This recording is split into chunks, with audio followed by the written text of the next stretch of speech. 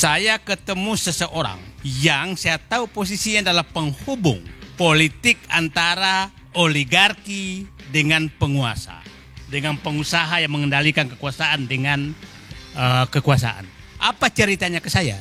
Dia kasih tahu semua skenario bagaimana Mulyono mau mengambil partai. Semua bubar karena tangan Allah bekerja. Itu tanggal turunnya kita demo 22 Agustus. Kita semua turun demo 21. Dan itu saya berangkat dari rumah hormat bendera ke Medan Juang. Kalau saya nggak balik sudah selesai. Karena di kepala saya inilah hari yang menyelamatkan negeriku. Kalau itu tidak terjadi, semua skenario Mulyono terjadi. Maka apa yang terjadi? Prabowo menjadi boneka Mulyono. Assalamualaikum warahmatullahi wabarakatuh. Terima kasih. Akhirnya moto tandang ke gelanggang, meskipun seorang saya buang sekarang karena Bu Fitri sudah ada. Bu Fitri sudah di sini, semua sudah di sini bergabung.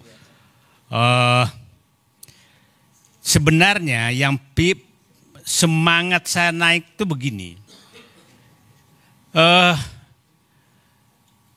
Tanggal 6 Agustus. Ini saya bicara apa di balik ini semua. Ini baru saya mau buka. 6 Agustus. Saya ketemu seseorang yang saya tahu posisinya adalah penghubung politik antara oligarki dengan penguasa, dengan pengusaha yang mengendalikan kekuasaan dengan kekuasaan. Apa ceritanya ke saya? Dia kasih tahu semua skenario bagaimana Mulyono mau mengambil partai. Tanggal 6 Agustus.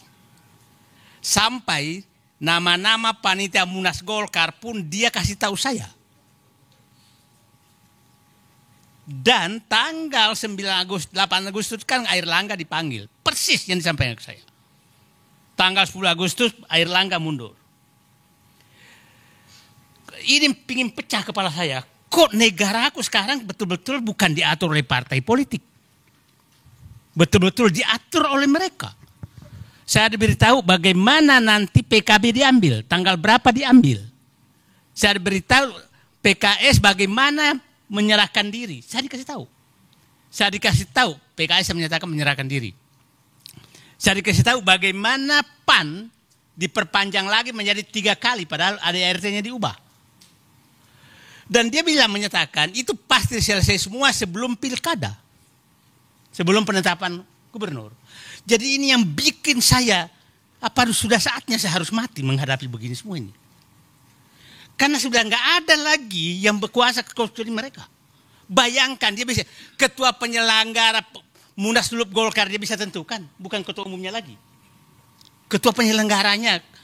Nah, semua bubar karena tangan Allah bekerja. Itu tanggal turunnya kita demo 22 Agustus. Kita semua turun demo 21. Dan itu saya berangkat dari rumah hormat bendera ke Medan Juang. Kalau saya nggak balik sudah selesai. Karena di kepala saya inilah hari yang menyelamatkan negeriku. Kalau itu tidak terjadi, semua skenario Mulyono terjadi. Maka apa yang terjadi? Prabowo menjadi boneka Mulyono.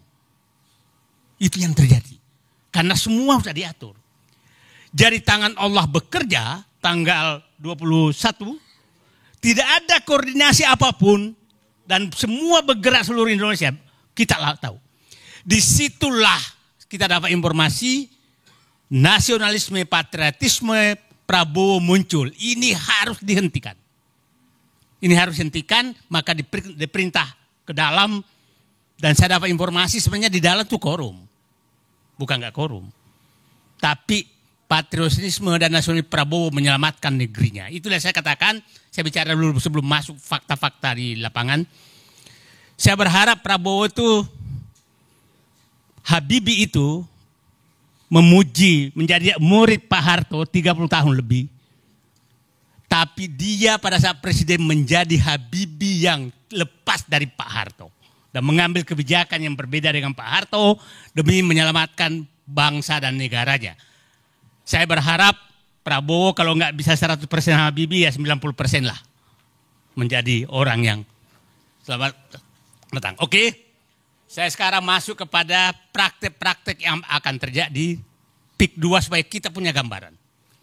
Saya ada 4-5 hal yang saya ingin jelaskan. PIK 2 itu apa sih? Yang kedua, aturan apa yang menyebabkan kezoliman dan ketidakadilan prakteknya di ini supaya kita ahli-ahli teori. Saya praktek saja fakta lapangannya seperti apa dan apa yang akan terjadi ke depan. Saya menyatakan PSN PIK 2 itu adalah praktek oligarki yang sangat nyata dan berlangsung sempurna apabila kita tidak ada yang turun. Saya turun ke bawah itu betul-betul hambatannya tidak ketulungan. Setiap orang yang saya foto dengan saya itu pasti besoknya akan dipanggil oleh aparat. Ya. Jadi saya turun, nah, kemarin saya turun lagi naik motor, saya ditelepon orang, Pak, saya minta Bapak jangan turun, Bapak lagi diincar. Udah kayak begitu sekarang. Jadi itu wilayah preman di 9 kecamatan. Itu sudah nggak ada pemerintah. Jadi maksud saya, ada wilayah yang pemerintah sudah nggak ada. Itu adalah wilayah PSN PIK 2. Wilayah PSN PIK 2 itu kan ditulis hanya 1.700 hektar. Menjadi 2.800. Tapi faktanya semua wilayah di 9 kecamatan itu terpampang semua PIK 2. Bukan wilayah yang disebutkan. Nah, 9 kecamatan tuh mulai dari Kosambi, Teluk Naga, Paku Haji, Mauk, Sukajadi, Kemiri, Kronjo, Mekar Baru, itu 8 kecamatan adalah Kabupaten Tangerang. Tambah kampungnya Ma'ruf Amin itu Tanara, itu masuk. Tapi Ma'ruf Amin pun diam. Coba bayangkan seorang wakil presiden kampungnya mau digusur rakyatnya, dia diam. Berarti siapa yang di atasnya? Kan clear sekali itu. Kampungnya Ma'ruf Amin, Tanara itu, saya kemarin ke sana, itu ditawar hanya Rp30.000 per meter. Sawah tambak, itu kampungnya Ma'ruf Amin. Bapak dan Ibu bisa bayangkan sebangsa dan setanah air, kampung wakil presiden tidak bisa berteriak melawan oligarki. Itu praktik, Pak. Jadi, nah, orang boleh menyatakan ada pengacara besar, misalkan saya Didu bohong, saya punya rekamannya semua itu. Jadi jangan menganggap saya bohong. Ada menyatakan bahwa itu transaksi. Saya punya rekamannya, orang ini transaksi di kantor pengembang, bukan di lapangan. Notaris-notaris mereka sekarang ada di kampung-kampung mutar-mutar. Ya, notaris diturunkan ke kampung-kampung dengan menawar tanah. Tanah sekarang di Kronjo itu Rp52.000, Rp2.000 untuk ke desa, Rp10.000 untuk maklar. 40. Bapak makan es krim di PIK 2 Rp100.000. Sekali makan es krim 2 meter tanah. Kurang zolim apa kita? Menangis saya. Itu fakta. Nah, inilah praktek oligarki yang paling sempurna dan tertutup. Tertutup yang menariknya. Karena saya membela rakyatnya, Ketua Abdesi melaporkan saya. Melaporkan saya ke polisi. Ini negara apa? Aparat melaporkan rakyat yang membela rakyatnya. Ini negaraku. Bapak saya perintis kemerdekaan. Mendidik saya melihat perjuangan dia. Negaraku begitu. Nah, aturan apa sih yang menyebabkan Pak Amsari mereka? Saya bapak ahli teori saya nanti kita kaji. Satu yang dilakukan itu adalah dia menetapkan wilayah itu sebagai lokasi yang seakan-akan hanya pengembang PIK 2 yang boleh beli. Itu oleh Pemda. Oke? Akhirnya tidak boleh ada transaksi apapun kecuali dengan mereka. Yang kedua dilakukan adalah izin jual beli. Tidak boleh ada jual beli di lokasi 9 kecamatan itu kecuali kepada pengembang. Lurah, desa, camat, tidak boleh ada transaksi apapun. BPN tidak boleh ada transaksi apapun. Ketiga, mekanisme pembebasannya aneh. Ini masuk PSN, biasanya kalau pembebasan pemerintah kan ada mana panitia penetapan harga. Panitia 8, panitia 9 namanya dulu. Ini tidak ada. Yang menentukan adalah aparat desa yang mendatangi dan bersama preman mendatangi rakyat. Nah, yang menariknya adalah, mohon maaf aja, ini semua di bawah, tidak ada yang berani apapun. Nah, ini ada tadi saya dapat berita, kepala desa sudah mau ditangkap karena jual tanah. Ada lagi daerah Kohot sekarang sudah mau ditangkap. Ini memang pelakunya adalah Abdesi, kemungkinan marah. Karena begini, saya datang ke lokasi, tahu-tahu ada kantor pembebasan lahan PT Kukuh Mandiri. Didukung oleh Abdesi Kabupaten Tangerang. Loh, kok ada begini? Gitu kan? Terus saya ke lokasi PIK 2, PT Kukuh Mandiri. Oh, berarti Kukuh Mandiri ada PIK 2. Ya kan? Nah, sangat aneh. Sangat aneh. Nah, puncaknya adalah PSN. Puncak aturan yang dibikin. Ingat, PSN diumumkan 2 hari setelah pengumuman MK tentang kemenangan Presiden Prabowo. 2 hari. Dan kita sangat bisa menduga bahwa pelaku daripada ini adalah yang reklamasi gagal, yang ibu kota negara pelakunya juga sama, ini juga sama. Artinya kelihatannya setelah gagal di reklamasi Pantai Utara, dia pindah ke IKN Zong juga, maka dibayarlah dengan PSN PIK 2. Nah, kenapa sih mereka menunggu PSN? Coba kalau PSN itu kan ada 6 fasilitas yang akan diberikan. Satu adalah kemudahan perizinan. Itu faktanya terjadi. Yang kedua kemudahan pembiayaan. Artinya bisa minjem. Yang ketiga ada jaminan resiko termasuk resiko politik. Kan gila ini. Jadi kalau ada nanti masuk resiko politik maka negara yang tanggung. Yang ketiga pembebasan anggaran gejolak sosial.